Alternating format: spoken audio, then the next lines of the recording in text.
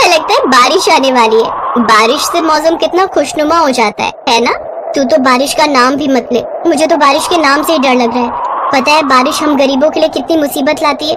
हमारे घर की छत बारिश शुरू होते ही टपकने लगती है। मुझे तो डर है कहीं इस बार की बारिश से हमारे घर की छत ही कहीं ना टूट जाए। ओफो, तू भी ना प्रिया बड़ा डरती है। भला घर की छत इतनी कमजोर थोड़ी ना होती है जो बारिश के आने से ही टूट जाए। अच्छा यार प्रिया, अब मैं चलती हूँ, बारिश आने वाली है लगता है। प्रिया भी अपने घर लौट आती है, तभी बारिश शुरू हो जाती है। वो घर पहुँचती है और देखती है कि उनकी छत टपकने लगी है। हे राम, ये लो, बारिश शुरू हुई नहीं कि इस छत ने फिर से टपकना शुरू कर दिया। आने दे तेरे बाबा को प्रिया, आज ही उनसे कहकर ये छत ठीक करवाती हूँ। अरे नहीं माँ, बाबा को छत ठीक करने के लिए मत बोलना, कहीं बारिश में पिताजी का पैर फिसल गया तो। अरे तो मैं कौन सा उनको अभी ठीक करने के लिए कहूँगी, जब बारिश रुक जाएगी तब मैं उनको ठीक करने के लिए कहूँगी। शाम को मनोहर घर आता है। अरे आप तो पूरी तरह भीग गए, जाइए पहले कपड़े बदल लीजिए, नहीं तो सर्दी लग जाएगी। तब तक मैं आपके लिए चाय रख देती हूँ। मेरी छोड़ो, लेकिन ये बताओ, ये छत फिर से टपकना शुरू हो गई ना? हाँ, फिर वही हाल हो गया। अभी सारे घर में पोछा लगाया है। एक काम करो, जल्दी से चाय बना दो, उसके बाद मैं छत ठीक कर दूंगा।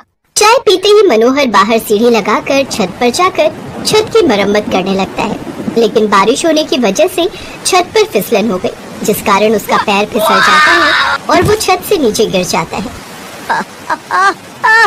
उसकी आवाज सुनकर प्रिया और शांति बाहर आती है। हे भगवान, ये क्या हो गया?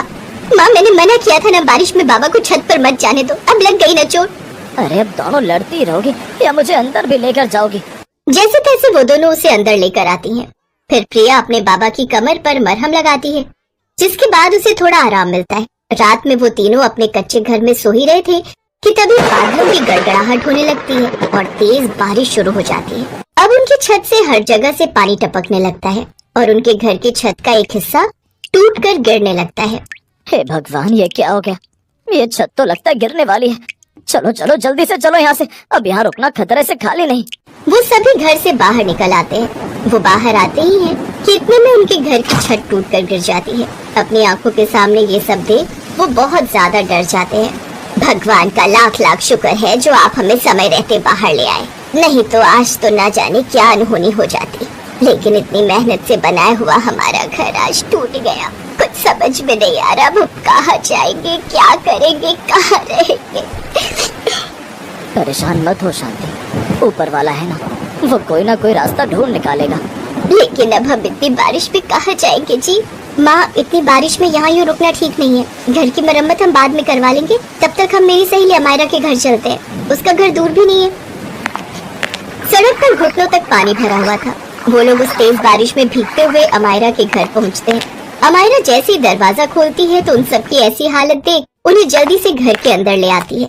अरे आप सब तो बुरी तरह भीग चुके हो और इतनी रात गए यहाँ पर, सब ठीक तो है ना? प्रिया उसे सारी बात बताती है। उसकी बात सुनकर अमायरा को बहुत दुख होता है। वो प्रिया के मम्मी पापा को गेस्ट रूम में भेज देती है और प्रिया को अपने बेडरूम में ले जाती है। जो हुआ बहुत बुरा हुआ, लेकिन भगवान का लाख लाख शुक्र है जो तुम सबकी जान बच गई। और रही घर की बात तो कुछ समय बाद घर की मरम्मत करवा लेना। ये इतना आसान नहीं है अमायरा, पहले ही बाबा ने मेरी पढ़ाई के लिए इतना कर्जा लिया हुआ है, बड़ी मुश्किल से वो हर महीने उसकी किश्त भरते हैं। आज भी बाबा छत की मरम्मत करते हुए नीचे गिर गए और उनकी कमर में चोट आ गई। वो भले ही दर्द ना होने का बहाना करते हो, लेकिन मैं जानती हूँ उनकी कमर में बहुत दर्द है। यहाँ आते हुए भी वो अपनी कमर को पकड़ते हुए चल रहे थे। मैं जानती हूँ वो कभी अपना दर्द नहीं बताएंगे।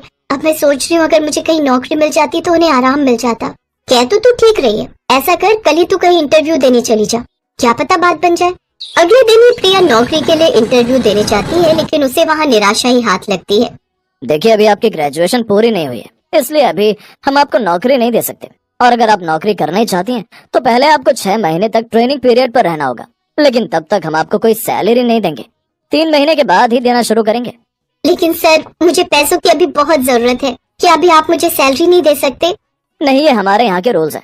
और आपको इतनी ही नीड है पैसों की तो आप कॉल सेंटर में जाकर पता कीजिए, शायद आपको वहाँ काम मिल जाए। वो कॉल सेंटर में नौकरी के लिए जाती है, लेकिन वहाँ का माहौल उसे पसंद नहीं आता और वो वापस आ जाती है। वो जब वहाँ से लौट रही होती है तो फिर से तेज बारिश शुरू हो जाती है। वो खुद को बचाने के लिए एक पेड़ के नीचे खड़ी हो जाती है।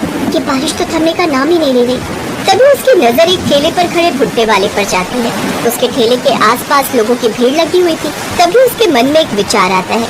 इस भुट्टे वाले की तो अच्छी खासी बिक्री हो रही है। जब तक मुझे नौकरी नहीं मिल जाती तब तक क्यों ना मैं भी भुट्टे ही बेचूं। वैसे भी बारिश का मौसम है, बारिश में सबको भुट्टे खाना पसंद होता है और मुझे तो भुट्टे की भेल बनाना भी बहुत अच्छे से आता है। माँ कहती भी है कि मैं बहुत अच्छी भुट्टों की भेल बना लेती हूँ, लेकिन ये काम शुरू करने के लिए पैसे तो मेरे पास है नहीं। घर आकर सारी बात वो अमायरा को बताती है।